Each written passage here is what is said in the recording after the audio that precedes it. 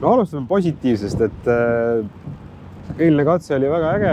Algus oli esimest 200 kilti oli hästi kiire ja looplev ja meil oli väga hea rütm oli ja juba kuskil mingil 60-70 kilomeetril hakkas üks must kastiauto meil eest tolmutama ja siis sõitsime nende taga kuni vist mingi 200 mingi kilomeetri, kui see notification oli. Pärast seda me saime mööda päris mitmest sõitjast.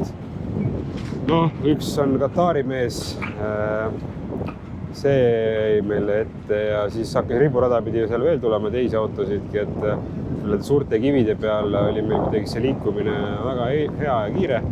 Meil oli niisugune taktika, et rada läks nagu sinka-vonka, niisugused, ma ei tea, pealuu suurused ja suuremadki kivid olid terve kilomeetrite viisi ja väljad.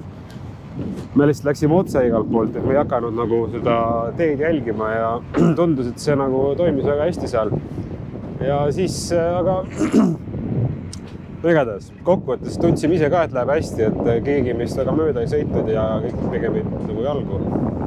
Ja siis hakkas juhtuma, et siis kõigepealt kadus meil roolivõim ära.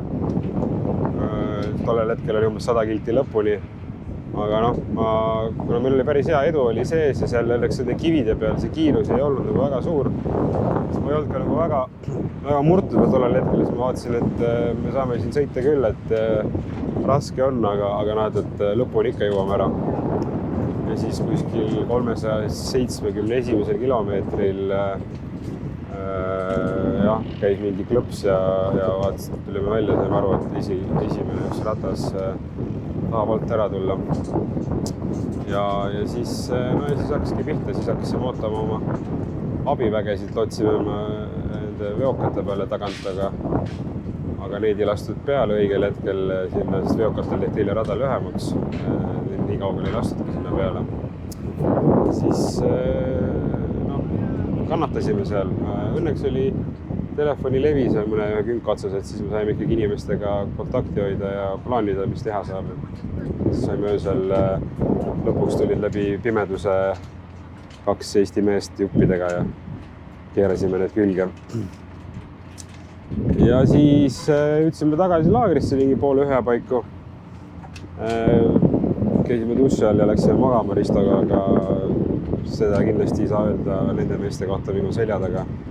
Et siin taga on käinud töö juba terve öö ja käib praegu ka veel, et meile teoreetiliselt peaks olema stardiaeg kell 10:11 vist, aga praegu ei paista, et me veel saame minema, et vahetati roolilatt ära ees, et sellega on mingi error oli ikkagi, kus roolivõim kadus.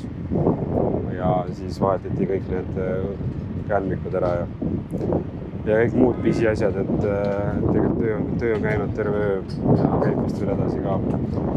Ma loodan, et me saame peale, kui me saame, siis me kindlasti jätkame, et ega see sõit ei ole enne läbi, kui ta on läbi.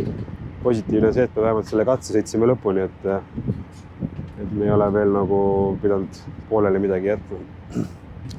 Nii et jah, see kogu info praegu, mis mul teile anda on.